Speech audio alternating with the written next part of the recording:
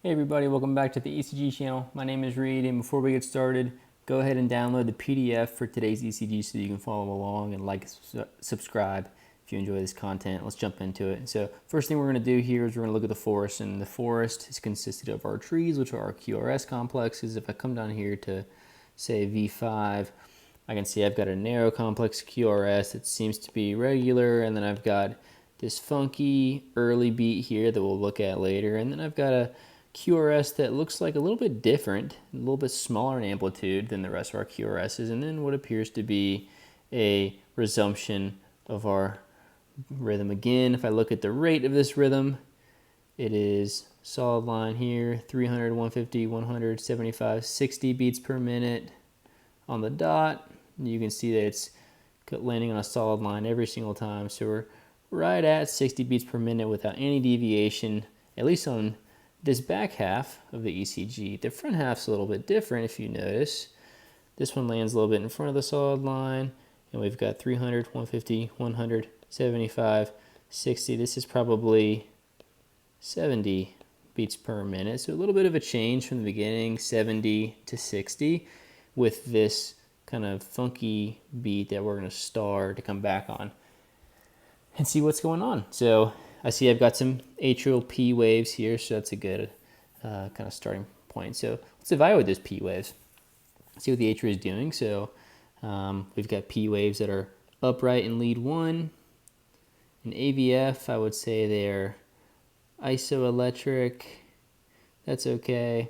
Likely sinus P waves, right? We've got a rate of 70 beats per minute with a narrow complex QRS. I'm going to call those sinus. I've got one P wave for every QRS. My PR interval, which is next in line, is going to help evaluate the health of our AV node. And if you notice here at the beginning of this QRS and the beginning of this P wave, we have a long PR interval. The PR interval is greater than 200 milliseconds, or 5 small boxes. And so we have an AV block. We do have every P conducting to a QRS. And so this is going to be a first degree AV block. And so we've got that. We've got QRS evaluation. We said we had a narrow complex QRS. My QRS, if you notice, is upright in lead 1. In AVF, we could call this maybe isoelectric, almost maybe negative in AVF with positive AVL, so maybe left axis deviation a little bit, and maybe a left anterior fascicular block. We've got this QR pattern in lead 1, we've got this little R, big S pattern in lead 3, so we've got little Q, big R here, little R, big S here. So I would say that's good criteria for a left anterior fascicular block in the setting of some leftward deviation here with this kind of negative AVF and positive AVL.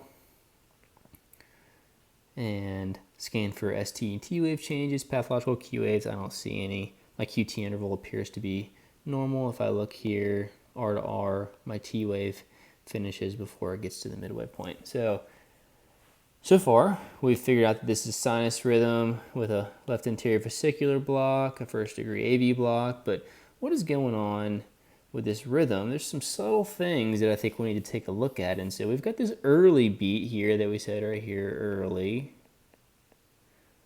right? And so what is this early beat going to be all about? And so what we'll do is I look at it and I notice that it's much wider than normal. It is wider than our normal QRS, and the morphology is different. And when I look in front of it, I don't see any P waves. I see no P waves, I see a wide complex QRS. And so this is a premature ventricular contraction.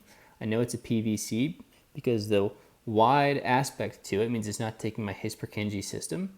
And the fact that there's no atrial activity in front says that there is no P wave that could be driving this QRS.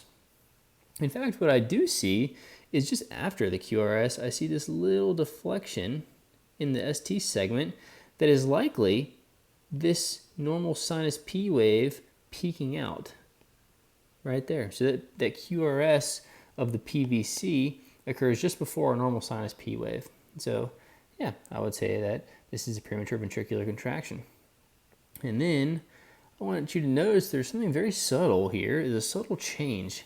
As we're waiting for something to happen, notice we've got a beat that doesn't look quite normal. In front of it, we've got a P wave. And so we've got this little P wave. And we have this not normal QRS, but what do you notice right here? I see a little pacing spike. That's a pacing spike. So that's the first evidence that this person has a pacemaker, at least in the ventricles, because that pacemaker is occurring just before that QRS.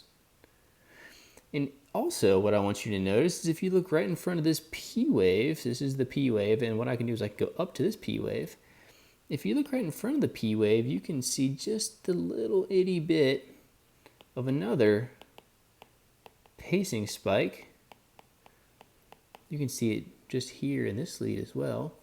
A little pacing spike right before the P wave. So we have pacing spikes in the P wave and in front of the QRS for these beats. So this person has a dual chamber pacemaker. This person has a dual chamber pacemaker. And previously, for these beats over here to the left part of the ECG, we did not see any utilization of the pacemaker, but now we do. Usually when we see ventricular pacing spikes, they occur because the AV node is blocked. And in this case, this PVC initiated a pause that was long enough for the pacemaker to say, I need to pace the atria. And then the ventricular pacing wire is waiting for a QRS to occur. We know that this person already has a long PR interval. So what happens is it looks like, normally when you get a ventricular pacing spike, you have a pacemaker lead that comes from the pacemaker box down into the ventricles. And when it fires, it creates a wave of depolarization that is going to be slow because it's not taking the His-Purkinje system as it's depolarizing across the ventricles. And so you get this wide complex QRS. But for some reason, we don't see that with this pacing spike. And because what this is a fusion beat. I think I spelled that wrong. Fusion beat. And a fusion beat means that what was happening is the AV node conducted signal down at the same time that the ventricular lead paced, and they merged. And they create a little bit of a funky beat, but it's not going to be completely wide as you would see in normal pacing. And then what do we see from here on? We see the resumption of QRS complexes that look the same as our previous QRS complexes. The difference, though, is that the atria is being paced. And so for the rest of this rhythm, we have atrial pacing, and the AV node is conducting those P waves down into the ventricles in a normal fashion, creating the same QRS that we were used to at the beginning of our strip. And so we have then ventricular sensed, meaning that the ventricular pacing wire doesn't need to pace because the AV node is working right now. And so that is how we get what we have, where we get a regularized rate at 60 beats per minute because the atrial pacing that is occurring right here with all these beats is programmed to do that at 60 beats per minute. It's programmed so that if the sinus rate dips below 60, if it dips below 60, it paces. So over here, when the sinus rhythm was above 60, which was at 70, it didn't need to pace.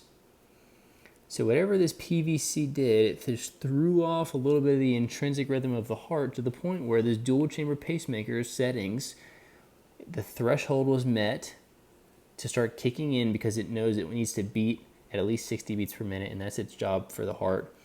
And that's what this cardiologist had programmed for this dual chamber pacemaker. And so that is going to be kind of, we put this all together.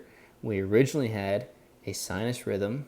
First half of this rhythm is a sinus rhythm with a first degree AV block and a left anterior fascicular block. We get a PVC, and then we get the beginning of some atrial paced ventricular sensed rhythm from there on. So important takeaways here is to always scan through the ECG with, I spelled that wrong too, with new findings. So if you're evaluating the PR interval, scan through and make sure that PR interval applies to all of your QRSs. If you're scanning for P-wave morphology, scan through the rest of the rhythm for P-wave morphology, right? And then you would pick up little subtleties like this spiky P-wave doesn't look like these paced P-waves in that lead.